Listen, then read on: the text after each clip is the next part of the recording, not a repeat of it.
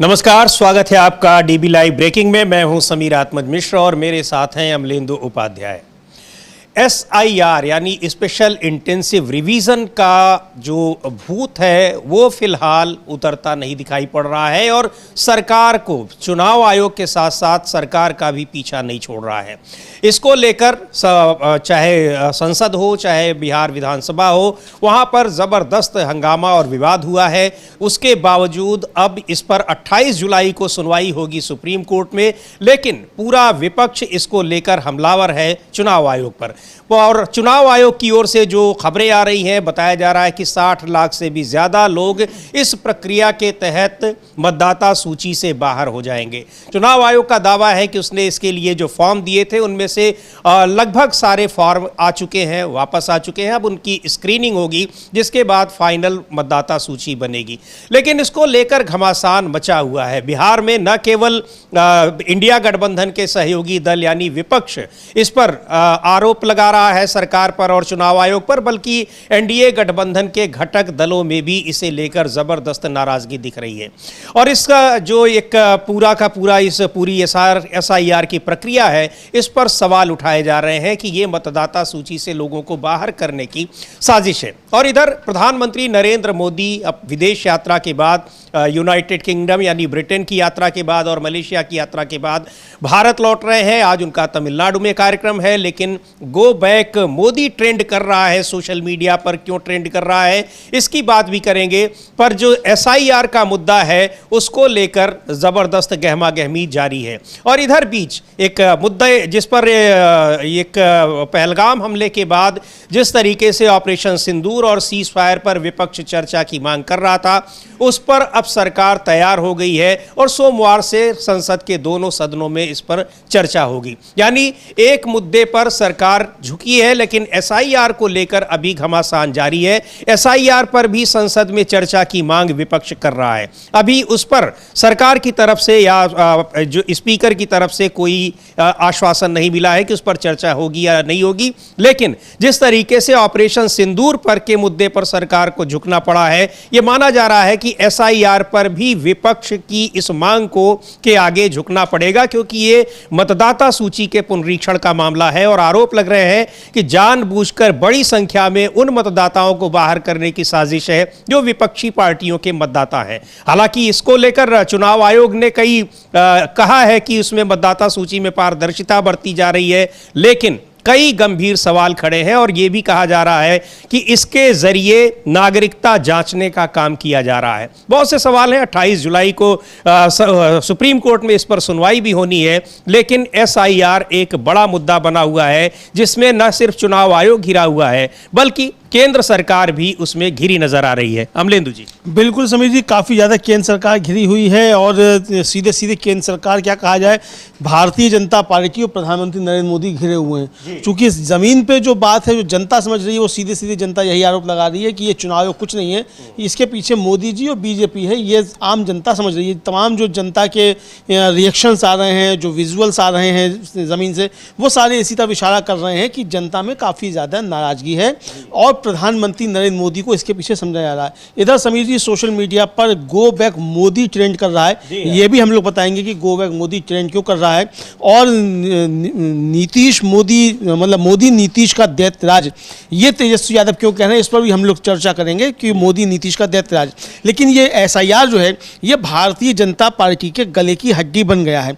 इधर समीर जी, एक नई सूचना ये है कि जो जस्टिस यशवंत वर्मा के खिलाफ इम्पीचमेंट का मोशन है, वो शायद सोमवार को लोकसभा में आ सकता है। ये किरण रिजिजू जो है, वो जो केंद्रीय संसदीय कार्य मंत्री हैं, उन्होंने कहा है, वो हम सुन भी सकते हैं वो क्या कह रहे हैं इसको लेकर के, और बता रहे हैं कि वो इसी को लेकर इतना बड़ा विवाद जो माना जा रहा है कि उपराष्ट्रपति को इस्तीफा देना पड़ा, चूंकि वो राज्यसभा में लाने की स्वीकृति दे चुके थे, लेकिन सरकार चाहती थी कि ये इंपीचमेंट मोशन लोकसभा में लाया जाए, जिससे ये पता चले कि ये मोशन सरकार की तरफ से लाया जा रहा है। और राज्यसभा में विपक्षी सांसदों ने उसके खिलाफ एक इम्पीचमेंट के लिए जो पत्र दिया था उसको स्वीकार कर लिया था जगदीप धनखड़ ने, पूर्व उपराष्ट्रपति ने, जिसकी वजह से मजबूर कर दिया गया उनको इस्तीफा देने के लिए। ये एक कारण बताया जा रहा है, कोई स्पष्ट कारण उनके इस्तीफे का अब तक नहीं सामने आया है। तो सुनते हैं किरण रिजिजू क्या कह रहे हैं लोकसभा में जस्टिस यशवंत वर्मा के खिलाफ इम्पीचमेंट को लेकर।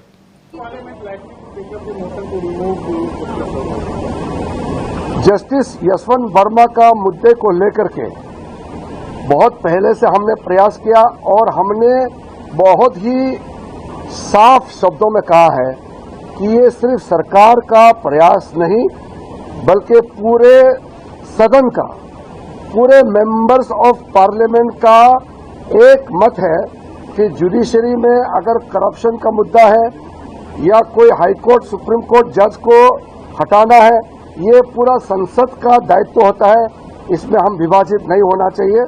इसलिए जैसे हमने शुरू में तय किया कि हम एकजुट इस मोशन को मूव करेंगे तो इसका प्रक्रिया बहुत जल्द हो जाएंगे। हमने मोशन दे दिया है, अब इसका जो प्रक्रिया है, जैसे नियम है, उसके हिसाब से बहुत जल्द शुरू हो जाएंगे।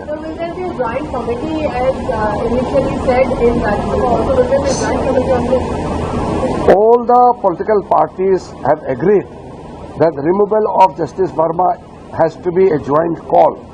Now there should be no issue with regards to which house it has to be moved. Once we have agreed that it will be moved in Lok Sabha and it will be concurred in Rajya Sabha as per rule, so we should not remain under any doubt that the discussion and the motion, everything will begin in Lok Sabha and Rajya Sabha as per rule will give the concurrence and there will be thorough discussion in Rajya Sabha also. I am not going to give the detailed proceedings and detailed process right now because it is the property of the house, so it will be better the announcement comes from the chair. But what I am saying is the agreement amongst all the parties is that the motion for removal of Justice Verma will begin in Lok Sabha, it will be taken up in Lok Sabha and then subsequently it will be concurred by Rajya Sabha. That is the agreement of all the parties. तो justice Yashwant Verma के खिलाफ महाभियोग का जो motion है वो लाया जाएगा लोकसभा में, ये बात कह रहे हैं किरण रिजिजू। लेकिन राज्यसभा में उसकी अनुमति नहीं दी गई, ऐसा बताया जा रहा है, जो कि राज्यसभा में स्वीकार कर लिया था विपक्ष के प्रस्ताव को कि इम्पीचमेंट का मोशन वहीं लाया जाएगा। वहां लाए जाने का मतलब ये था कि जो जांच कमेटी बनती वो राज्यसभा के सभापति बनाते, लेकिन सरकार को शायद ऐसा मंजूर नहीं था। लोकसभा के जरिए ही वो इम्पीचमेंट मोशन लाने की कोशिश कर रहे थे और माना यह जा रहा है कि एक बड़ी वजह है जगदीप धनखड़ के इस्तीफा देने की। हाँ बिल्कुल समीर जी, ये बताया जा रहा है कि बड़ी वजह यही है जगदीप धनखड़ के इस्तीफे की, और उन्होंने चूंकि स्वीकार कर लिया था वहाँ राज्यसभा में, और राज्यसभा में चूंकि सरकार का बहुमत काफ़ी कमज़ोर है एक तरीके से देखा जाए और बिना विपक्ष के सहयोग के नहीं हो सकता, चूंकि विपक्ष का दबाव ये था कि इसके साथ साथ जो जस्टिस शेखर यादव का मसला है, जो विश्व हिंदू परिषद के जो कार्यकर्ता हैं और न्यायपालिका में बैठे हुए हैं, उनका जो है उसको भी साथ साथ लिया जाए, और जगदीप धनखड़ ने उसको भी स्वीकार कर लिया था, तो इसलिए उनको इस्तीफे के लिए मजबूर करना पड़ा, ये आ रहा है। अब किरण रिजिजू साहब ये तो कह रहे हैं कि जस्टिस यशवंत वर्मा के खिलाफ आएगा, लेकिन इससे पहले जयराम रमेश का बयान आया था कि भाई 7 महीने पहले जो था वो नोटिस आना चाहिए लोकसभा में या राज्यसभा में, 7 महीने पहले नोटिस नहीं आया है। तो इसको अभी ये टेक्निकल चीज़ें तो अब देखते हैं जब आएगा इम्पीचमेंट नोटिस तब उस पर क्या होता है, लेकिन फिलहाल विपक्ष के सांसदों ने भी उस इम्पीचमेंट नोटिस पर दस्तखत किए हैं। तो इसलिए इसका मतलब विपक्ष की सहमति है, लेकिन विपक्ष का दबाव ये है कि इसके साथ साथ जस्टिस शेखर यादव जो है उनका भी इम्पीचमेंट लाया जाए और दोनों को साथ साथ पास कराया जाए। अगर ये साथ में नहीं आता है तब ये मामला अटक सकता है, चूंकि विपक्ष का दबाव ये है कि उसको साथ लाया जाए, और जगदीप धनखड़ उसको साथ लेकर आ रहे थे विपक्ष के दबाव में ही। तो ये एक तरीके से उनके इस्तीफे का कारण बना, और यही बात जो है आ रही है, किरण रिजिजू कह रहे हैं कि इस पर यशवंत वर्मा के मामले पर होगा, लेकिन इस पर क्या होगा ये आगे आने वाला समय बताएगा।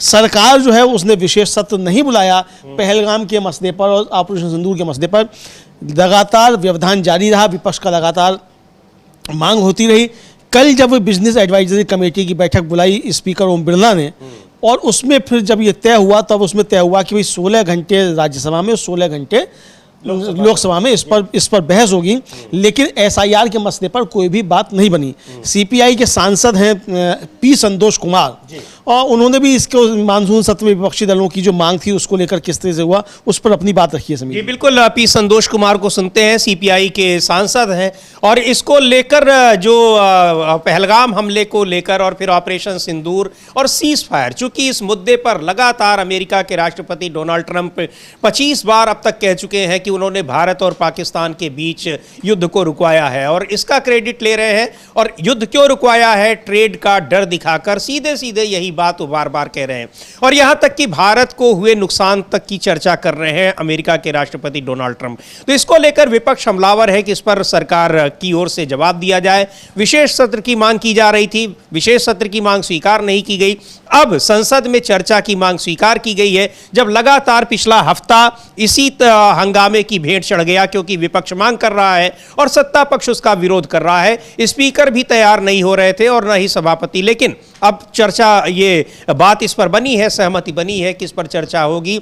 बहुत सारे सवाल होंगे, लेकिन प्रधानमंत्री जवाब देंगे कि नहीं देंगे, ये अभी भी एक बड़ा मसला है। इसको लेकर चूंकि विपक्ष की मांग थी कि इस पर इन सारे सवालों के जवाब प्रधानमंत्री को देना चाहिए, क्योंकि सीधे सीधे आक्षेप उनके ऊपर लग रहा है। खैर, सुनते हैं सीपीआई के सांसद पी संतोष कुमार कह क्या रहे हैं इस बारे में, पहलगाम हमले को लेकर और संसद में जो चर्चा का समय दिया गया है उसको लेकर। On the very first day of this monsoon session of Parliament, the opposition parties demanded a special discussion on Pahalgam terror attack and post-Pahalgam developments. In fact, it was our demand to have a special session of Parliament to discuss all these issues. Unfortunately, Kiran Rijiju and his colleagues, of course the Prime Minister, was not ready to accept the same. And they had announced the dates of this monsoon session well in advance.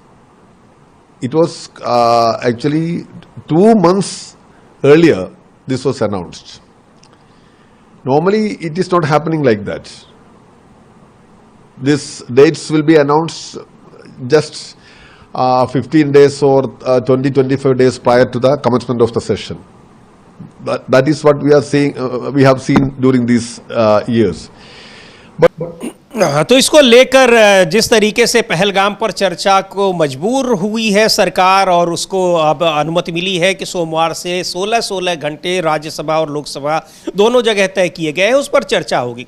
लेकिन SIR का भी मुद्दा ऐसा है जो बहुत ही ज्वलंत मुद्दा है। सरकार इस पर चर्चा की मांग कर रहा है, विपक्ष इस पर सरकार तैयार नहीं हुई है। इसका मतलब जो गतिरोध है संसद का वो अभी बना रहेगा, वो खामोश होने वाला नहीं है, क्योंकि विपक्ष लगातार इसकी मांग कर रहा है। और चूंकि बिहार में आने वाले दिनों में चुनाव भी होने हैं और सुप्रीम कोर्ट में भी ये मामला चल रहा है, 28 जुलाई को सुनवाई होनी है। लेकिन अमलेंदु जी, आसानी से कोई सरकार तैयार नहीं हुई। पूरा का पूरा एक हफ्ता निकल गया, मानसून सत्र का पहला हफ्ता इसी हंगामे की भेंट चढ़ गया, लेकिन उसके बाद आखिरकार सरकार तैयार हुई। कायदे से उसको पहले ही तैयार होना चाहिए था।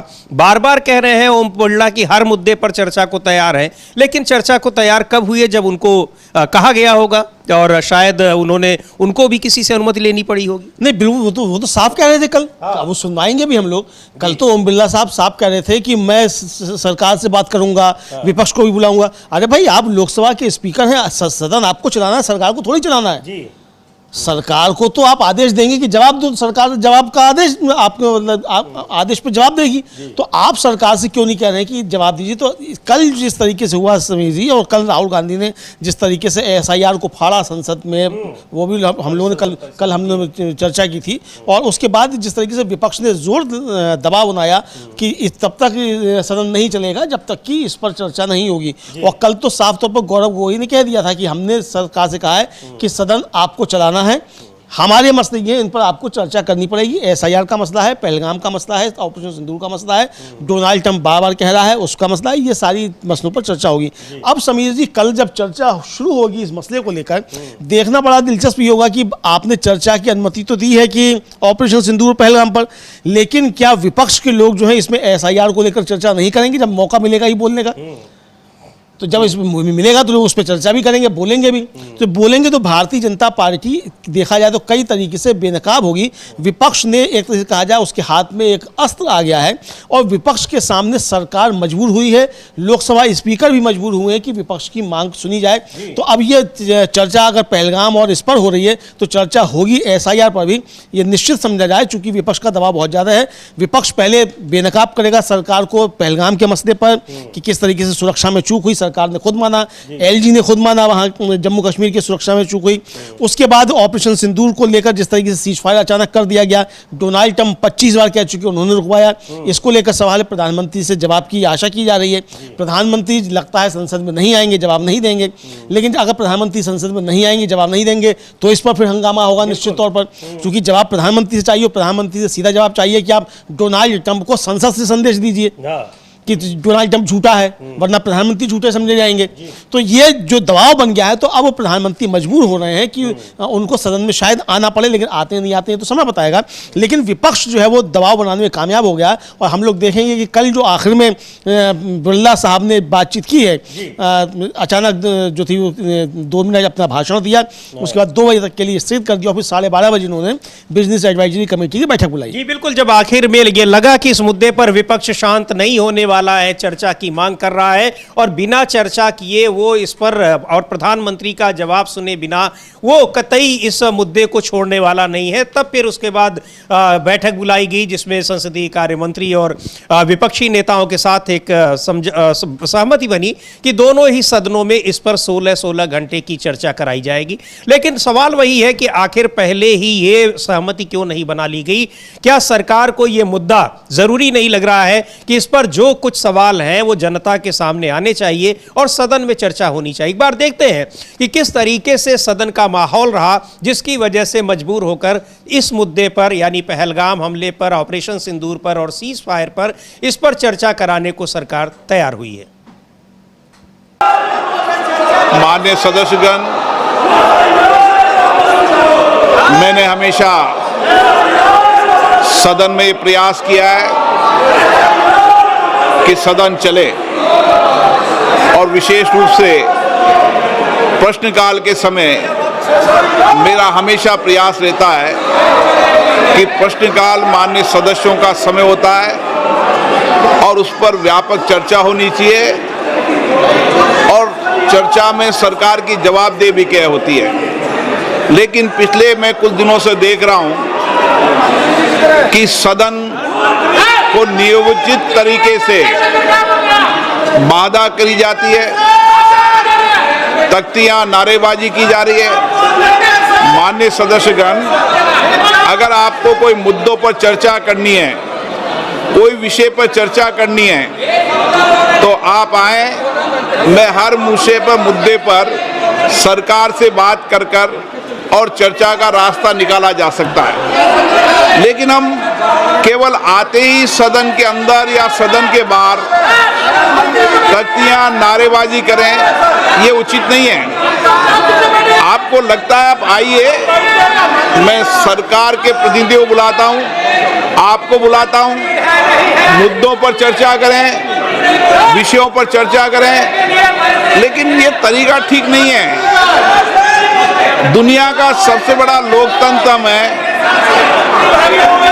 हमारे पीछे 20-20 लाख लोग बड़ी अपेक्षाओं से सदन को देखते हैं। लोग देखते हैं हमारे मुद्दों पर, हमारे विषयों पर, हमारी आकांक्षाओं, हमारी चिंता पर सदन पे चर्चा होगी। आप तख्तियां लेकर नारेबाजी करते हैं, ये उचित नहीं है। आप सदन नहीं चलाना चाहते, सदन में चर्चा नहीं करना चाहते, नियोजित गतिरोध लोकतंत्र के लिए उचित नहीं है। आप आकर मिले, मैं हर विषय पर चर्चा के लिए आपकी सहमति बनाऊंगा, लेकिन प्रश्नकाल के अंदर कोई विषय के अंदर केवल माननीय सदस्य जिनका प्रश्न है उनको ही बोलने का अवसर दिया जाता है। ये अच्छी परंपरा प्रपाटी रही है। हमें प्रयास करना चाहिए, किसी विषय पर गतिरोध हो तो हम अच्छी परंपराएं प्रपाटी रही है। सदन के सरकार और प्रतिपक्ष बैठकर चर्चा करती है। मैं फिर आपसे कह रहा हूं, आप आइए, हर चर्चा गतिरोध को समाप्त करेंगे। सरकार के प्रतिनिधि होंगे, आपके प्रतिनिधि होंगे।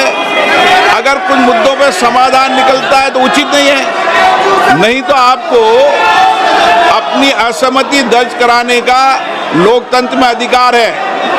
लेकिन असहमति किस तरीके से दर्ज होनी चाहिए, असहमति किस तरीके से होना चाहिए, ये संसदीय लोकतंत्र की परंपराओं पर पार्टी के अनुसार होना चाहिए।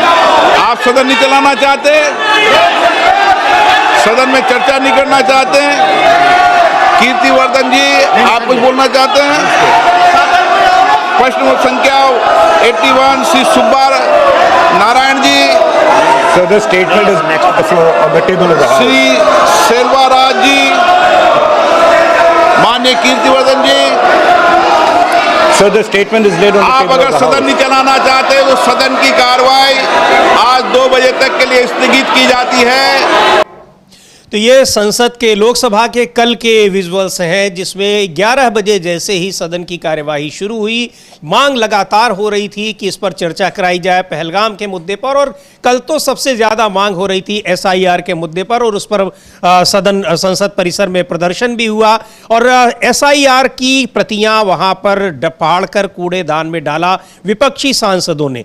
आखिरकार सरकार उस पर चर्चा को तैयार हुई, लेकिन अभी भी कई सवाल बचे हुए हैं कि पहलगाम मुद्दे के अलावा क्या SIR पर भी सरकार चर्चा करेगी या फिर नहीं करेगी। और पहलगाम मुद्दे पर भी अगर चर्चा करती है तो क्या जवाब देने के लिए प्रधानमंत्री आएंगे या नहीं आएंगे, क्योंकि विपक्ष की ये मांग सबसे प्रमुख मांग है। क्योंकि ये सारे सवाल जो है वो सीधे तौर पर प्रधानमंत्री नरेंद्र मोदी से पूछे जा रहे हैं, और डोनाल्ड ट्रंप जो बार बार दावा कर रहे हैं उसमें वो सीधे तौर पर प्रधानमंत्री से सवाल करते हुए दिखाई पड़ रहे हैं। हाँ, बिल्कुल, प्रधानमंत्री से सीधे सीधे सवाल करते हुए दिखाई पड़ रहे हैं। और ये साफ तौर पे कहा जा रहा है, और कल तो राहुल गांधी ने कहा भी था कि भाई वो कौन होता है रुकवाने वाला, डोनाल्ड ट्रंप।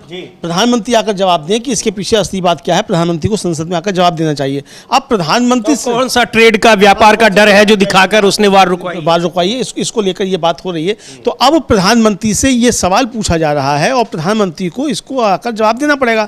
अब देते नहीं देते ये तो आने वाला समय बताएगा कि वो दे पाते हैं, सवालों के जवाब नहीं दे पाते हैं। हालांकि जो उम्मीद व्यक्त की जा रही है, उम्मीद यही है कि प्रधानमंत्री संसद में नहीं आएंगे, क्योंकि प्रधानमंत्री के बारे में कहा जाता है कि वो संसद आने से बहुत ज़्यादा घबराते हैं।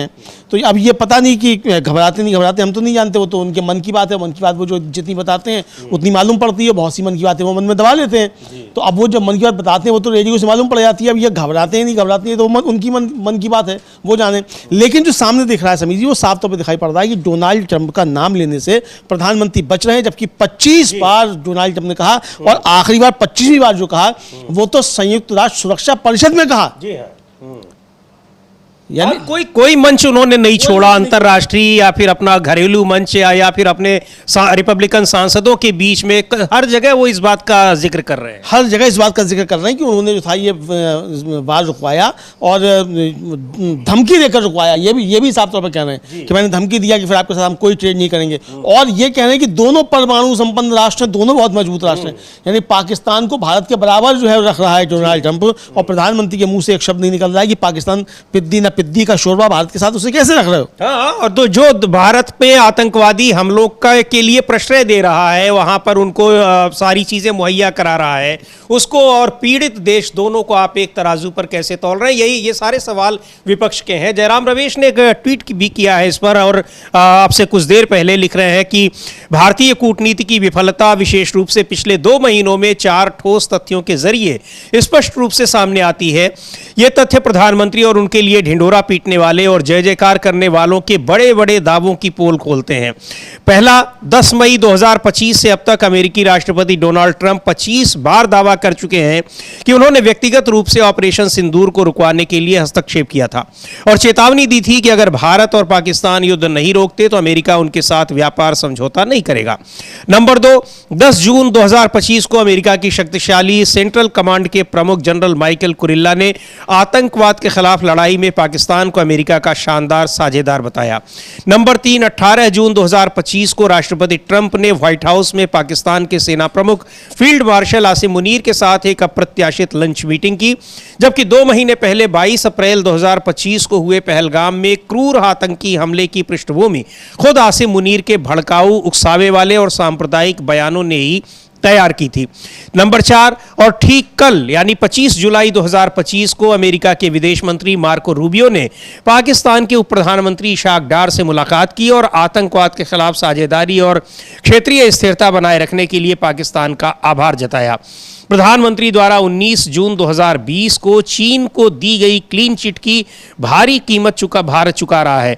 राष्ट्रपति ट्रंप के साथ जिस बहुप्रचारित दोस्ती का बार बार ढिंढोरा पीटा गया वो खोखली साबित हुई। ये लंबा चौड़ा ट्वीट किया है, कई सवाल पूछे हैं, घटनाक्रम का जिक्र किया है जयराम रमेश ने और ये कह रहे हैं कि ये किस तरह की कूटनीति है और ये सारे सवाल ऐसे हैं जिस पर प्रधानमंत्री पूरी तरह से खामोश है। हाँ बिल्कुल, प्रधानमंत्री इन पर पूरी तरह से खामोश हो। संसद का विशेष सत्र बुलाया ही इसीलिए नहीं गया कि अगर विशेष सत्र बुलाया जाएगा तो प्रधानमंत्री को उस विशेष सत्र में आना पड़ेगा और इन सारे सवालों के जवाब प्रधानमंत्री को देने पड़ेंगे, खासतौर से डोनाल्ड ट्रंप के दावों पर। तो अब ये डोनाल्ड ट्रंप के दावों को लेकर जिस तरीके से बात हो रही है उससे साफ समझ में आता है कि प्रधानमंत्री नरेंद्र मोदी इससे बचना चाह रहे हैं समीर जी, और प्रधानमंत्री के पास इन सारे सवालों के कोई जवाब नहीं है। लेकिन सरकार झुकी है क्योंकि विपक्ष ने ज़बरदस्त तरीके से घेर लिया सरकार को और ये साफ कर दिया, स्पष्ट कर दिया कि जब तक इस पर चर्चा नहीं होगी तब तक कोई भी सदन की कार्रवाई आगे नहीं चल पाएगी। तो इसलिए अब सरकार झुकी है और बाध्य होना पड़ा है सरकार को विपक्ष से बात करने के लिए और खुद आकर संसदीय कार्य मंत्री किरण रिजिजू को घोषणा करनी पड़ी है कि इस पर चर्चा होगी 16-16 घंटे दोनों सदनों में, 28 जुलाई को लोकसभा में और 29 जुलाई को राज्यसभा में। ये उनको घोषणा करनी पड़ी है समीर। ये बिल्कुल ये घोषणा करनी पड़ी है, लेकिन ये जो विजुअल्स हम अपने स्क्रीन पर लगातार देख रहे हैं ये कल के हैं, संसद भवन परिसर के हैं, जिसमें ये दिख रहा है कि कैसे SIR की प्रतियां फाड़कर कूड़ेदान में डाल रहे हैं विपक्षी नेता। SIR ये वही मतदाता सूची का जो गहन परीक्षण किया जा रहा है चुनाव आयोग की ओर से, उसका लगातार विरोध हो रहा है और इस पर बहुत ही तल्ख टिप्पणी की है आज तेजस्वी यादव ने। उनको सुनते हैं, बिहार के पूर्व डिप्टी चीफ मिनिस्टर RJD के नेता हैं और उन्होंने इसको लेकर और कई सारे दूसरे मुद्दों पर किस तरीके से टिप्पणी की है। लेकिन ये जो SIR का मामला है इस पर बिहार विधानसभा में जो कुछ हुआ अमलेंदु जी पिछले हफ्ते, इसी हफ्ते वो बहुत चर्चा का विषय है कि कैसे बिल्कुल सत्ता पक्ष के लोग विपक्ष पर विपक्ष है उन पर बिल्कुल एक अभद्र भाषा में सत्ता पक्ष के वरिष्ठ लोग, मंत्री लोग टिप्पणी करते रहे और लेकिन उन पर जो स्पीकर है उनकी कोई बहुत तल्ख टिप्पणी नहीं आई। ये बहुत जो जिस तरीके से आरोप लगते हैं संसद में कई बार, वही दृश्य वहां पर भी देखने को मिला है इस पूरे हफ्ते में। हाँ, वहां भी ये दृश्य देखने को मिला। हालांकि जो मुख्यमंत्री थे विजय कुमार सिन्हा उनको तो काफी डांट दिया था जो विधानसभा अध्यक्ष थे उन्होंने, और काफी जोर से कि सदन हम चलाएंगे कि आप चलाएंगे, और उसका फिर बहुत गुस्से में उन्होंने जब सभा स्थगित की, विधानसभा की कार्रवाई 2 बजे तक के लिए, उसके बाद वो मतलब कार्रवाई स्थगित करने के बाद भी जब उठे तो अपने चैम्बर में जाते हुए भी वो गुर्राते हुए जाने क्या कहते हुए विजय कुमार सिन्हा को मतलब कुछ गुस्से में कुछ बोल ही रहे होंगे, कहते हुए हाथ करते हुए गए। लेकिन कल राबड़ी देवी ने जिस तरीके से समीर जी बिहार विधानसभा के बाहर अपनी बात रखी उसको भी हम लोग सुनेंगे राबड़ी देवी ने क्या कहा। एक तो राबड़ी देवी ने कल साफ तौर पर कहा कि तेजस्वी यादव की जान लेने की साजिश रची जा रही है, वो भारतीय जनता पार्टी और JDU कर रहे हैं और 4 बार ये साजिशें हो चुकी हैं, ये राबड़ी देवी ने कहा।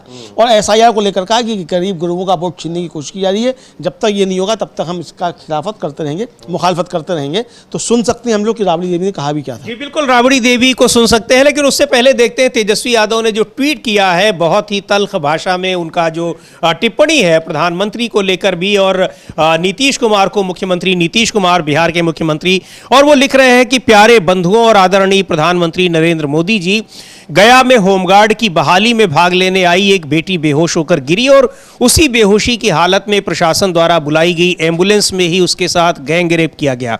बिहार में इसे आप राक्षस राज कहेंगे, अपराधियों द्वारा संरक्षित दुराचारी राज कहेंगे, महाजंगल राज कहेंगे अथवा मोदी नीतीश का कुशासन कहेंगे। मोदी नीतीश के दैत्य राज में प्रतिदिन माताओं, बहनों, बेटियों और मासूमों की अस्मिता को ऐसे ही लूटा जा रहा है। लेकिन मजाल है कि कोई मंत्री और उप मुख्यमंत्री अपराध, बलात्कार और भ्रष्टाचार की नियंत्रित घटनाओं पर अपनी जुबान हिला सके। मुख्यमंत्री नीतीश कुमार और उनके दो कथित डिप्टी की ज्वलंत मुद्दों पर चुप्पी आपराधिक है। अगर ऐसी घटनाओं पर भी पूर्वाग्रह से ग्रस्त कथित प्रबुद्ध और न्यायप्रिय लोगों का खून नहीं खौलता तो समझो ऐसे लोग अव्वल दर्जे के घोर जातिवादी और पक्षपाती लोग हैं। ये बहुत गंभीर टिप्पणी उन्होंने तल्ख भाषा में की है। लगातार बिहार में पिछले कुछ महीनों से आपराधिक घटनाएं बढ़ती चली जा रही हैं और वहां कानून व्यवस्था को लेकर बहुत सारे सवाल उठ रहे हैं। मुख्यमंत्री नीतीश कुमार पूरी तरह से खामोश हैं। हालांकि जो विधानसभा के सत्र के दौरान काफी मुखर दिखाई पड़े वो, लेकिन इन सारे मुद्दों पर एक भी बार उनकी कोई टिप्पणी या प्रतिक्रिया नहीं आई। बिल्कुल इस पे कोई टिप्पणी प्रतिक्रिया नहीं आई। और समीर जी, जाते जाते नीतीश कुमार जो हैं वो मीडिया को और रिश्वत देने का एक तरीके से कहा जाए वो इंतजाम कर रहे हैं और कह रहे हैं। अब वहाँ वो उनका नीतीश कुमार का भी ट्वीट हम दिखाएंगे। पत्रकारों को पेंशन 6,000 रुपये से बढ़ाकर 15,000 रुपये कर दी गई है, पत्रकार सम्मान पेंशन योजना। अब आप बता सकते हैं सामने। बिल्कुल, आज उन्होंने एक नई घोषणा की है और लिख रहे हैं, खुद ट्वीट किया है कि मुझे ये बताते हुए खुशी हो रही है कि बिहार पत्रकार सम्मान पेंशन योजना के तहत अब सभी पात्र पत्रकारों को हर महीने 6,000 रुपये की जगह 15,000 रुपये पेंशन की राशि प्रदान करने का विभाग को निर्देश दिया है। साथ ही बिहार पत्रकार सम्मान पेंशन योजना के अंतर्गत पेंशन प्राप्त कर रहे पत्रकारों की मृत्यु होने की स्थिति में उनके आश्रित पति पत्नी को जीवन पर्यंत प्रति माह 3,000 रुपये की जगह 10,000 रुपये की पेंशन राशि दिए जाने का निर्देश दिया है। लोकतंत्र में पत्रकारों की महत्वपूर्ण भूमिका है। वे लोकतंत्र के चौथे स्तंभ हैं और सामाजिक विकास में उनकी महत्वपूर्ण भूमिका है। पत्रकारों की सुविधाओं का हम लोग शुरू से ख्याल रख रहे हैं ताकि वे निष्पक्ष होकर अपनी पत्रकारिता कर सकें और सेवानिवृत्ति के उपरांत सम्मानजनक तरीके से अपना जीवन यापन कर सके। इसमें एक लाइन की बड़ी चर्चा हो रही है अमलेंदु जी सोशल मीडिया में कि अब सभी पात्र पत्रकारों को, कि ये पात्र पत्रकार कौन तय करेगा और कैसे तय होगा। हाँ बिल्कुल, पात्र पत्रकार वही होगा जो नीतीश जी का गुणगान गाएगा, जो मोदी जी का गुणगान गाएगा, वो पात्र पत्रकार होगा। तो यानी पात्र बनने के लिए आपको अगर पेंशन चाहिए 15,000 रुपया, तो अब आप गुणगान करना शुरू कीजिए मोदी जी के और नीतीश जी के, जिसको कानून व्यवस्था कैसी है इन सब का आप जिक्र मत करिए। सबको बिल्कुल जिक्र मत कीजिए, एकदम खामोश हो जाइए। गांधी जी के 3 बंदर जो थे, ना कुछ देखा ना कुछ सुना ना कुछ बोलो, तो उस स्थिति में आप पहुंच जाइए।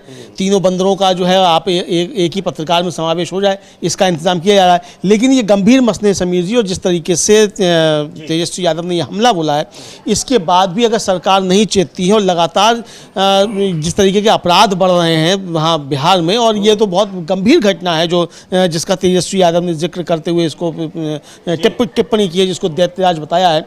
ये समझा जा सकता है कि किस तरीके से बिहार में कानून व्यवस्था पूरी तरीके से ध्वस्त हो चुकी है।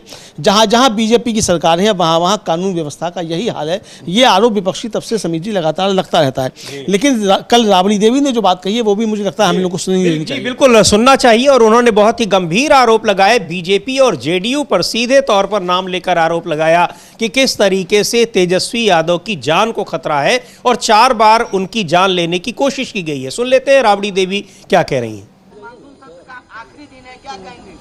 विरोध करेंगे, बिहार के जनता का सवाल है, गरीबों का सवाल है, गरीबों का नाम कट रहा है सबको।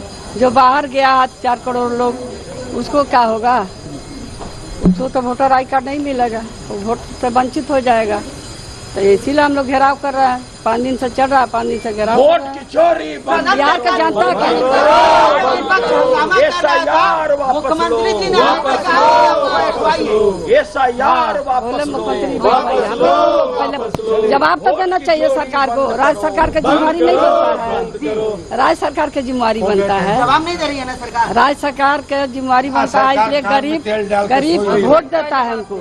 अगर आप पिछड़ा सब कोई वोट देता है तो उनको तो पर जवाब देना चाहिए मुख्यमंत्री को कि हम लोग विरोध करते हैं। मुख्यमंत्री बोला कि हम विरोध करते हैं, ये गलत काम हुआ है, क्यों नहीं बोलते हैं? जवाब क्यों नहीं सदन में देते हैं?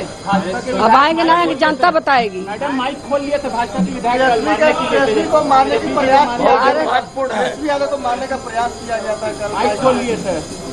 तेजस्वी यादव को तो 4 बार मारने की कोशिश किया गया था, रास्ता में ट्रक से ट्रक से। क्या करिएगा, फिर यहाँ भी मारने की कोशिश हो रहा है। हम लोग जानते हैं कौन कौन आदमी लगा हुआ है। आप कह रहे हैं तेजस्वी के जान को खतरा है? जान के खतरा है। हम लोग सब सिफारिश किए हैं, और साजिश कौन करेगा? बीजेपी जदयू का छोड़ के कौन करेगा साजिश? यहाँ बिहार में कौन है साजिश करने वाला? दबाव देता है, जनता के जबान बंद करेगा। संस्कारी नहीं ना है, संस्कारहीन है, उस सब नाला का कीड़ा है उस सब। तो ये बहुत गंभीर आरोप भी लगाया और बहुत ही गंभीर टिप्पणी भी की जेडीयू और भारतीय जनता पार्टी दोनों पर ही, और बता रही हैं राबड़ी देवी की किस तरीके से तेजस्वी यादव की जान को खतरा है और कई बार उनकी जान लेने की कोशिश भी हो चुकी है। लेकिन ये पूरा जो हम लोग देख रहे हैं, ये विजुअल्स ये पटना में है विधानसभा के, वहाँ बिहार विधानसभा के, और वहाँ भी SIR को लेकर ये प्रदर्शन लगातार चल रहे हैं। बिहार में इसको लेकर बिहार बंद का भी आह्वान किया गया था, और उसके बाद ये विपक्ष ने चेतावनी दी थी कि अगर इसको वापस नहीं लिया गया तो फिर आंदोलन अभी और आगे बढ़ेगा, सड़कों पर उतरकर जनता वहां पर इसके खिलाफ लड़ाई लड़ेगी। ये मुद्दा शांत नहीं हो रहा है और सरकार को ऐसा लग रहा है कि शायद पहलगाम मुद्दे पर संसद में चर्चा कराने की अनुमति देकर उसने SIR के मुद्दे को डाइल्यूट करने की कोशिश की है, लेकिन अमलेंदु जी कहीं से ऐसा लगता नहीं है कि यह मुद्दा डाइल्यूट होने वाला है। हाँ, बिल्कुल ये मुद्दा डाइल्यूट होने वाला नहीं है किसी भी तरीके से, और विपक्ष भी ये समझ रहा है कि ये सरकार की चाल है कि ऑपरेशन सिंदूर पर इस तरीके से चर्चा करा लो और इस मुद्दे को डाइल्यूट कर दिया जाए। लेकिन विपक्ष ने स्पष्ट कर दिया है, इंडिया गठबंधन ने स्पष्ट कर दिया है कि इस पर आपको चर्चा करानी ही पड़ेगी और इस पर आगे बात होगी निश्चित तौर पर, और सदन आगे नहीं चलेगा। अगर आप ये सोचते हैं बीच में सदन चल जाएगा फिर आगे नहीं चलेगा, तो ये सरकार की गलतफहमी है। ये विपक्ष ने स्पष्ट कर दिया है साफ तौर पर। कल गौरव गोगोई ने इस बैठक से निकलने के बाद, जो बिजनेस एडवाइजरी कमेटी की बैठक हुई, उससे निकलने के बाद पत्रकारों से बातचीत करते हुए ये कहा भी कि हम लगातार मांग कर रहे हैं और ये सरकार को तय करना है कि उसे चर्चा कब करानी है। हमको स्पष्ट बताया जाए चर्चा होगी कि नहीं होगी, नहीं होगी तो बताया जाए, नहीं होगी और होगी तो कब होगी ये बताया जाए। सरकार ने अभी तक इस पर कोई भी स्पष्ट रुख अपना नहीं किया है। लेकिन जो कल एक बात कही थी समीर जी, मनोज झा जो RJD के सांसद हैं, और उन्होंने कहा था कि हमारे चुनाव आयोग का व्यवहार जो है बांग्लादेश के चुनाव आयोग जैसा हो रहा है, तो फिर पार्टियों नागरिकों के पास कोई विकल्प नहीं बचेगा। अगर वे एक विदेशी मतदाता का नाम बता सकते हैं तो उसको बताएं। और ये चुनौती बार-बार चुनाव को दी जा रही है कि आप विदेशी मतदाता का नाम बताइए कि इसमें कौन सा विदेशी मतदाता है। लेकिन चुनाव आयोग खामोश बैठा है, रोज ट्वीट तो कर देता है कि ये मिसलीडिंग है ECI फैक्ट चेक करके, लेकिन अब इसी ECI फैक्ट चेक को भी फेक जो है लोग बता रहे हैं कि ये फेक ECI फैक्ट चेक कर रहा है, और इसकी फैक्ट चेक करने की आवश्यकता है कि चुनाव आयोग क्या क्या गड़बड़ियां कर रहा है, उसको लेकर काफी ज्यादा सवाल उठे हैं समीर जी। बिल्कुल, और बहुत बड़ा आरोप लगाया है मनोज झा ने। सुनते हैं उनको कि क्या कह रहे हैं। उन्होंने कहा है कि ये वोट बंदी नहीं है, वोट की लूट नहीं, बल्कि वोट की डकैती है, इस तरह का आरोप लगाया है। और ये बात सही है कि जो भी सवाल उठ रहे हैं विपक्ष की तरफ से या जो भी आरोप लगाए जा रहे हैं, चुनाव आयोग की तरफ से उनका कोई जवाब नहीं मिल रहा है। सुनते हैं मनोज झा क्या कह रहे हैं। और वोट बंदी को लेकर इसको जो SIR की प्रक्रिया की जा रही है उसको वोट बंदी का नाम दिया गया है, और आरोप लग रहे हैं कि उसके जरिए लाखों मतदाताओं के नाम बाहर करने का, मतदाता सूची से बाहर करने का षड्यंत्र रचा जा रहा है।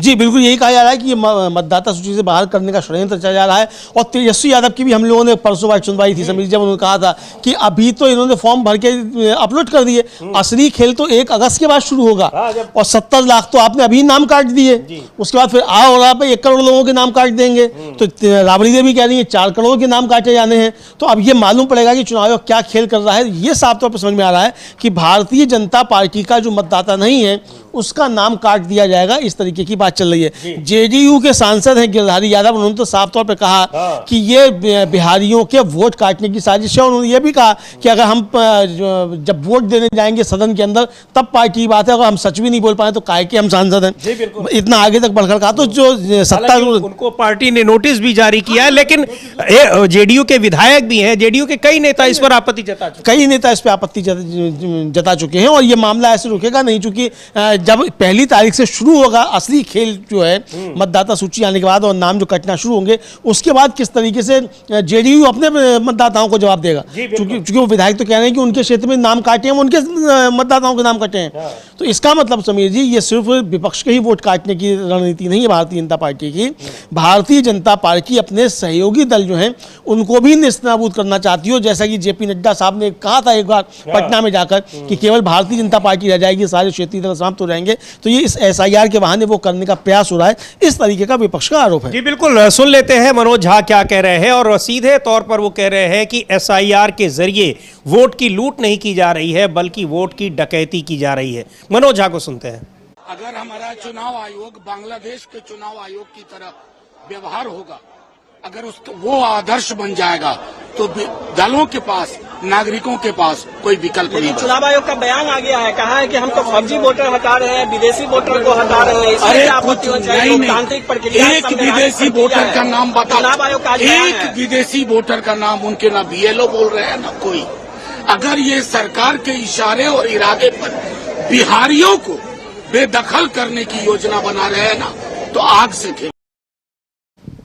तो ये आरोप, बड़ा आरोप लग रहा है कि बिहार के लोगों को मतदाता सूची से बाहर बेदखल करने की कोशिश की जा रही है। नागरिकता पर सवाल उठ रहे हैं, नागरिकता जांचने का काम कर रहा है चुनाव आयोग, और चुनाव आयोग अपना जो हलफनामा दायर करता है सुप्रीम कोर्ट में, उसमें भी सीधे तौर पर वो संविधान को ही चुनौती देता दिखाई पड़ रहा है कि ये अधिकार उसको है, जबकि खुद सुप्रीम कोर्ट ने टिप्पणी की थी कि आप नागरिकता जांचने का काम आप कैसे कर सकते हैं। हाँ बिल्कुल, सुप्रीम कोर्ट ने टिप्पणी की थी कि आप नागरिकता जांचने का काम कैसे कर सकते हैं, और ये आप नहीं कर सकते। लेकिन सुप्रीम कोर्ट में हलफनामा देकर कह रहा है चुनाव आयोग कि वो नागरिकता जांचा है, उसे जांचने का अधिकार भी है।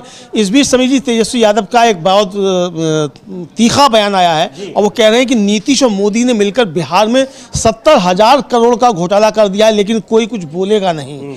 ये हम लोग सुन भी सकते हैं कि तेजस्वी यादव क्या कर रहे हैं। बहुत बड़ा आरोप जो है वो प्रधानमंत्री नरेंद्र मोदी और नीतीश कुमार जो मुख्यमंत्री उनके ऊपर लगाया है। सुबह जो ट्वीट किया था उन्होंने इस घटना को लेकर, उसमें साफ तौर पर कहा कि ये मोदी नीतीश का दैत्य राज है। और अब जो वो कह रहे हैं अभी थोड़ी देर पहले की उनकी बाइट है, और वो कह रहे हैं कि नीतीश और मोदी ने मिलकर बिहार में 70,000 करोड़ रुपए का घोटाला किया है, लेकिन कोई कुछ बोलेगा नहीं। यानी मीडिया के ऊपर भी ये प्रहार है समीर जी। बिल्कुल, एक बार सुनते हैं तेजस्वी यादव क्या कह रहे हैं। 70,000 करोड़ रुपए का ये घोटाला कहां पर हुआ है, कैसे हुआ है, लेकिन मीडिया क्या बोलेगा अमलेंदु जी। मीडिया के लिए तो उन्होंने आज घोषणा कर दी, जिसको मास्टर स्ट्रोक भी कहा जा रहा है, और पूछा भी जा रहा है कि ये पात्र पत्रकार होते कौन है। खैर, पहले सुन लेते हैं तेजस्वी यादव को। 70,000 करोड़ रुपए का घोटाला ये कहां हुआ है, क्या बता रहे हैं। एक इंजन अपराध में लगा है, एक इंजन भ्रष्टाचार में लगा है। ये लोग कोई हिसाब देने वाले लोग नहीं है। ये लोग भ्रष्टाचारियों को छुपाने वाला काम करेंगे।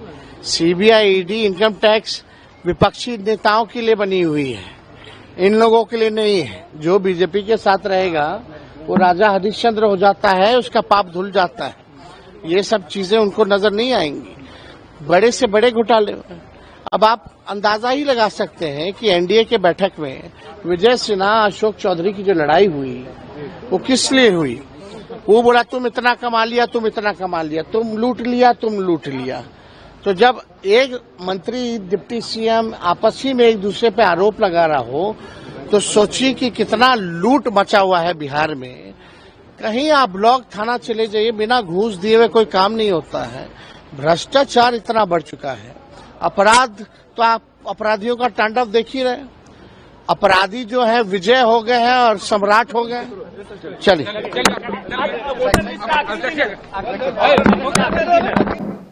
तो ये बड़ा आरोप लगा रहे हैं और बता रहे हैं कि इस भ्रष्टाचार को लेकर दोनों डिप्टी चीफ मिनिस्टर में ही ठनी हुई है, और किस तरीके से आपस में ही एक दूसरे से भिड़े हुए हैं। लेकिन ये जो भ्रष्टाचार का आरोप है, चूंकि नीतीश कुमार ये दावा करते हैं, सुशासन बाबू का उनको नाम दिया गया है, और ये दावा करते हैं कि बहुत ही ईमानदार सरकार बिहार में पिछले 20 साल से काम कर रही है। हाँ बिल्कुल, कहते हैं पिछले 20 साल से ईमानदार सरकार काम कर रही है, बड़ा काम किया है। पहले लोग कपड़े भी नहीं पहनते थे, अब कपड़े भी पहनने लगे हैं। तो कल बोल रहे थे विधानसभा में। हाँ, विधानसभा में बोल रहे थे। तो अब इस तरह की बातें कर रहे हैं। खैर, नीतीश कुमार ये कुछ भी बोल सकते हैं। और लेकिन जो आरोप लगाए हैं तेजस्वी यादव ने, बहुत गंभीर आरोप हैं। चाहे वो कानून व्यवस्था को लेकर मोदी नीतीश का दैत्यराज कह रहे हो, और चाहे ये कह रहे हो कि मोदी नीतीश ने मिलकर 70,000 करोड़ का घोटाला किया है, जो भी आरोप लगा रहे हैं। और ये बता रहे हैं कि किस तरीके से दो मंत्रियों के, मुख्यमंत्रियों के बीच झगड़ा हो जाता है कैबिनेट की बैठक में, तो वो भी पैसे को लेकर कि तुमने लूट लिया, तुमने लूट लिया। इसका मतलब लूट तो हुई है। अगर ये कैबिनेट में झगड़ा हो रहा है, तो बता रहे हैं कि झगड़ा इस बात को हो रहा है कि तुमने ज्यादा लूट लिया या तुमने कम। हाँ, अब झगड़ा इस पे हो रहा है कि किसने ज्यादा लूट लिया और किसने कम लूट लिया, ये जो कहा जा रहा है। लेकिन ये साफ तौर पे समझा जा सकता है समीर जी कि ये लूट का मामला जो है वो आगे काफी ज्यादा बढ़ता हुआ नजर आ रहा है। जी बिल्कुल, इसको लेकर यानी भ्रष्टाचार का भी मुद्दा, एक बड़ा मुद्दा बिहार में दिखाई पड़ रहा है, जिसको लेकर तेजस्वी यादव ये हमला बोल रहे हैं। इसके अलावा लॉ एंड ऑर्डर यानी कानून व्यवस्था पर सरकार घिरी हुई है। बहुत ही तल्ख ट्वीट किया है, तल्ख भाषा में तेजस्वी यादव ने, और सीधे सीधे उसमें नीतीश कुमार के साथ प्रधानमंत्री नरेंद्र मोदी को भी घेरा है कि नीतीश और मोदी का ये दैत्य राज है जो बिहार में इस समय चल रहा है।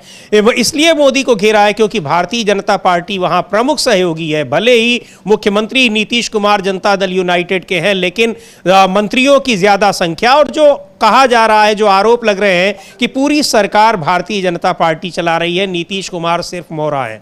तो इन सारे ये जो सारे आरोप हैं, उनका जो केंद्र है वो सीधे प्रधानमंत्री नरेंद्र मोदी के ऊपर उंगलियां उठ रही हैं। और प्रधानमंत्री नरेंद्र मोदी जिस तरह से दिलचस्पी ले रहे हैं बिहार चुनाव को लेकर, कई दौरे हो गए हैं पहलगाम की घटना के बाद, इतनी बड़ी घटना के बाद भी वहां जाकर उन्होंने चुनावी सभा की है। निश्चित तौर पर उनके ऊपर उंगलियां उठेंगी और विपक्ष उनके ऊपर उंगली उठा रहा है। और भ्रष्टाचार को लेकर जिस तरीके से अब तेजस्वी यादव यानी विपक्ष घेर रहा है सरकार को, वो एक और नया फ्रंट खुल रहा है नीतीश सरकार के खिलाफ। हाँ बिल्कुल, नीतीश सरकार के खिलाफ एक बड़ा फ्रंट खुल रहा है, और ये फ्रंट जो है वो काफ़ी मजबूती के साथ खुल रहा है। और एक तरह से देखा जाए तो एनडीए सरकार काफ़ी ज़्यादा घिरी हुई नज़र आ रही है।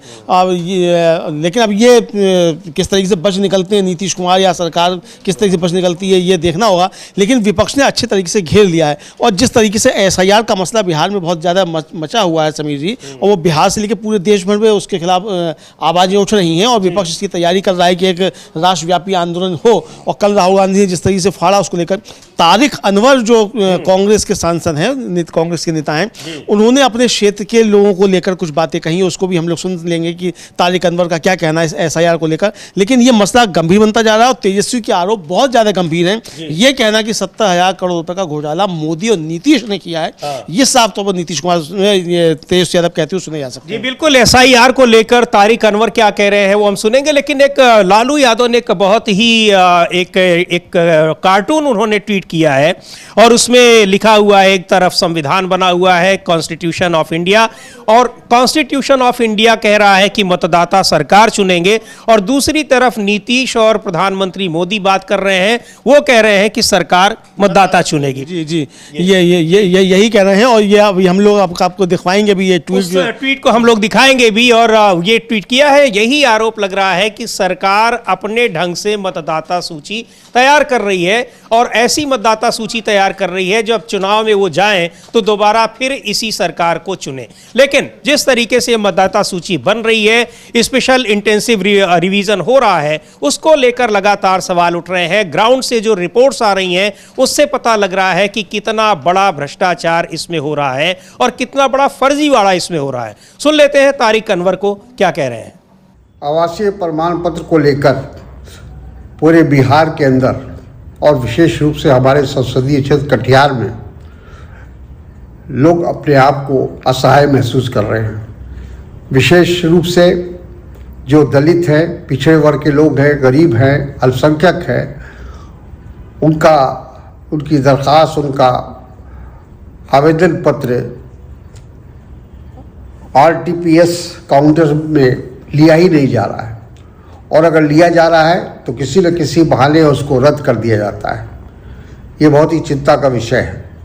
मैं उम्मीद करता हूँ जिला प्रशासन से भी और बिहार चुनाव आयोग से भी इस मामले में अविलंब ठोस कदम उठाएंगे, और ऐसा कोई कदम नहीं उठाना चाहिए, ऐसा कोई काम नहीं करना चाहिए जिससे लोगों के संवैधानिक अधिकार को। तो ये आरोप लग रहे हैं और अपने संसदीय क्षेत्र की बात कर रहे हैं तारिक अनवर, कांग्रेस के नेता हैं। और यही जो स्थितियां हैं अमलेंदु जी, लगातार जो अलग अलग जगहों से आ रही हैं कि मतदाता सूची को लेकर किस तरीके से फर्जीवाड़ा हुआ है। और फॉर्म तो सारे जमा करा लिए हैं चुनाव आयोग ने, उनकी सूचना भी वो दे दी है उन्होंने सुप्रीम कोर्ट को। 28 जुलाई को अपना वो बहस के लिए भी वहाँ तैयार हो चुके हैं। लेकिन जो ज़मीन पर स्थिति दिखाई पड़ रही है वो बहुत ही एक हैरान करने वाली है कि कितने लोगों के नाम फर्जी तरीके से उनके फॉर्म जमा हो गए, उनको पता भी नहीं चला। हाँ, फर्जी तरीके से जमा हो गए फॉर्म, उनको पता नहीं चला। और जो मृत हैं उनके मोबाइल जो उन पर आ रहा है कि आपका फॉर्म जमा कर लिया गया, उनको पता ही उनको पता नहीं। और जो जिंदा उनके नाम काटे जा रहे हैं। तो ये आरोप लग रहे हैं, विपक्ष को लगा रहा है। वो जो हम लोग दिखाएंगे लालू प्रसाद यादव का ट्वीट भी जो है समीर जी, और लालू प्रसाद यादव उसमें उसके साथ पोस्टर के साथ साथ कुछ लिख भी रहे हैं। जी, देखते हैं उसका स्क्रीन पर। हम चाहेंगे कि वो स्क्रीन पर हम देखें वो ट्वीट लालू यादव का। और लालू यादव उसमें लिख रहे हैं कि लोकतंत्र के हत्यारे अब अपनी पसंद के वोटर चुनकर बाबा साहेब के संविधान को समाप्त करना चाहते हैं।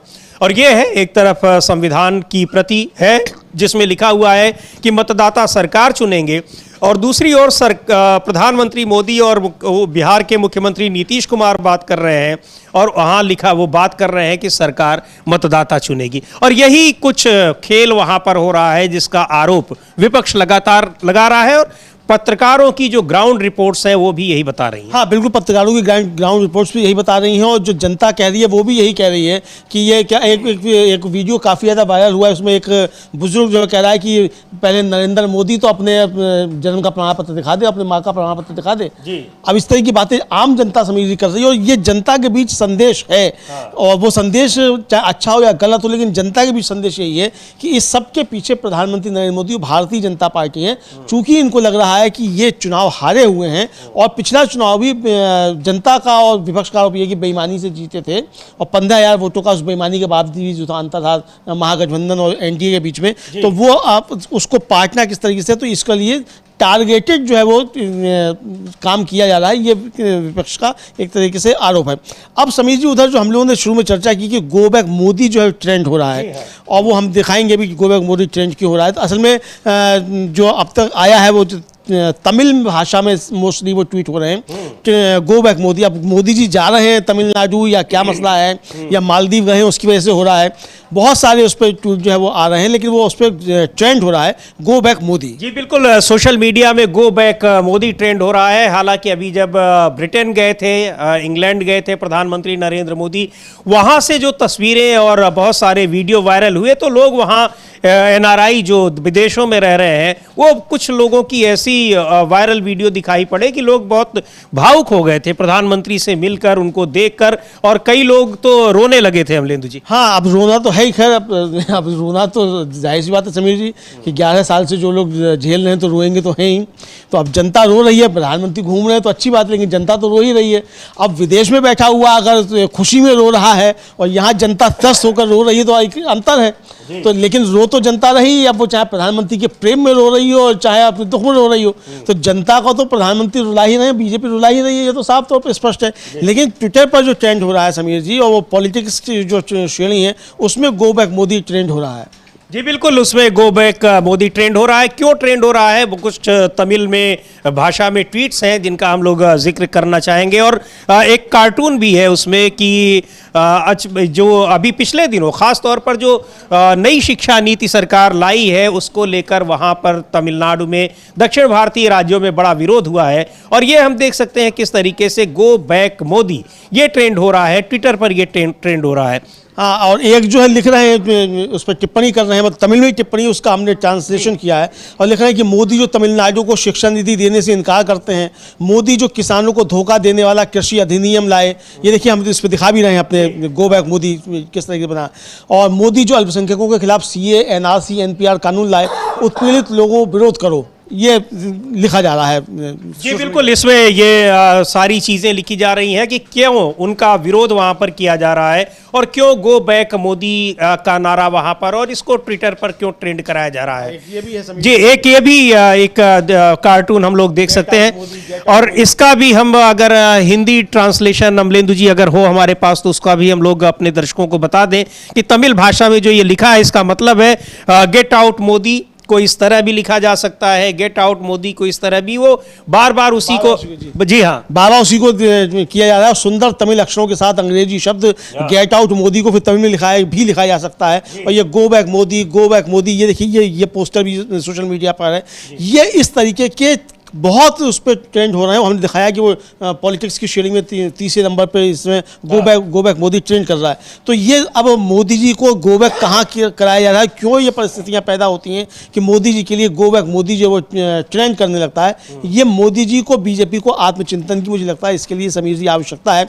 बहरहाल जो देश के अंदर परिस्थितियाँ बन रही हैं और जिस तरीके से विपक्ष की बातें आ रही हैं सामने, और जिस तरीके से चर्चा में संसद में कराए जाने की मांग सब उठ रही है, और तमिलनाडु में जिस तरीके से गो बैक मोदी सब ट्रेंड कर रहा है, इसको लेकर बहुत सारे सवाल हैं। अब देखना यह है कि जब संसद का सत्र होगा 28 जुलाई से शुरू होगा, उसमें क्या क्या मुद्दे उठते हैं, और जब चर्चा होगी पहलगाम और ऑपरेशन सिंदूर और डोनाल्ड ट्रंप को लेकर, मोदी जी क्या जवाब देते हैं, देते हुए कि नहीं देते हैं। जी बिल्कुल, इसको लेकर, और चूंकि जो मौजूदा सरकार है यानी एनडीए सरकार है, उस पर यह भी आरोप लगे हैं कि वो दक्षिण भारत और उत्तर भारत में देश को बांटने की भी कोशिश करती है। न्यू एजुकेशन पॉलिसी को लेकर जबरदस्त विरोध है दक्षिण भारतीय राज्यों में, तमिलनाडु में भी, कर्नाटक में भी, केरल में भी, और भी राज्यों में, और महाराष्ट्र में किस तरीके से हिंदी भाषा थोपने को लेकर विवाद हुआ, जिसमें वापस लेना पड़ा सर्कुलर सरकार को। ये सारे मुद्दे ऐसे हैं जिसको लेकर केंद्र सरकार से विरोध है, और निश्चित तौर पर यही वजह है कि गो बैक मोदी को ट्रेंड कराया जा रहा है सोशल मीडिया पर दक्षिण भारतीय राज्यों में, खासतौर से तमिल भाषा में इस पर कई सारी टिप्पणियां आ रही हैं, और इसको लेकर प्रधानमंत्री नरेंद्र मोदी पर आरोप लग रहे हैं। मलेशिया की यात्रा को लेकर भी बहुत सारे आरोप लगे, माफ कीजिएगा, मालदीव को लेकर, कि मालदीव के राष्ट्रपति ने किस तरीके से भारत को लेकर और भारत के विरोध पर उन्होंने चुनाव जीता, कैंपेन चलाया, और वहां जाकर प्रधानमंत्री नरेंद्र मोदी उनके साथ डील कर रहे हैं। तो ये भी वजह हो सकती है जो तमिलनाडु में प्रधानमंत्री नरेंद्र मोदी का विरोध हो रहा है। हाँ, इसलिए भी हो रहा है कि चूंकि वो लक्षद्वीप के को कहा तो प्रमोट कर रहे थे प्रधानमंत्री कि मालदीव मत जाओ और लक्षद्वीप जाओ, और अब तस्वीर भी उनकी वायरल हुई थी समुद्र के किनारे की, और अब खुद पहुंच गए मालदीव उसे प्रमोट करने के लिए। और इस बड़े मजे की बात यह है समीर जी कि भारतीय जनता पार्टी के तमाम जो ट्रोल आर्मी है और तमाम प्रवक्ता जो है, वो एक जाने कहाँ की बिल्डिंग का बता रहे हैं कि उसमें बड़ा लंबा चौड़ा पोस्टर मोदी जी का लगा हुआ है। हम लोग देखते थे फेसबुक पर इस तरीके का आता था, एक ऐप था कि आप इस पर फोटो लगा के और दिखाइए कि आप किस तरीके से आपका सिनेमा हॉल पे लगा हुआ है। तो अब वो सिनेमा हॉल पे जो पोस्टर लग गया है मोदी जी का, मुझे लगता है तमिलनाडु के लोग जो उस पोस्टर को फाड़ रहे हैं गो बैक मोदी ट्रेंड कराकर। जी बिल्कुल, उसको कर रहे हैं, यानी विरोध हो रहा है तमिलनाडु में प्रधानमंत्री नरेंद्र मोदी का, और गो बैक मोदी ट्रेंड कर रहा है सोशल मीडिया पर। लेकिन जो सबसे जी हाँ, और है समीर जी, राहुल गांधी आज गुजरात फिर पहुंचे हुए हैं आनंद में, और वहां वो कार्यकर्ता शिविर है कांग्रेस का, उसमें वहां भाग ले रहे हैं। तो एक बार देखेंगे वो विजुअल भी, राहुल गांधी वहां पर आनंद पहुंचे हैं गुजरात में। गुजरात की लगातार यात्रा राहुल गांधी की हो रही है, और बहुत ही एक अपनी पार्टी के कार्यकर्ताओं को उन्होंने एक बड़ा चैलेंज भी दिया है, और खुद भी उन्होंने बड़ा उनका आत्मबल बढ़ाया है कि हम गुजरात को जीतेंगे और इस सरकार, वहां से बीजेपी की सरकार को हटाएंगे।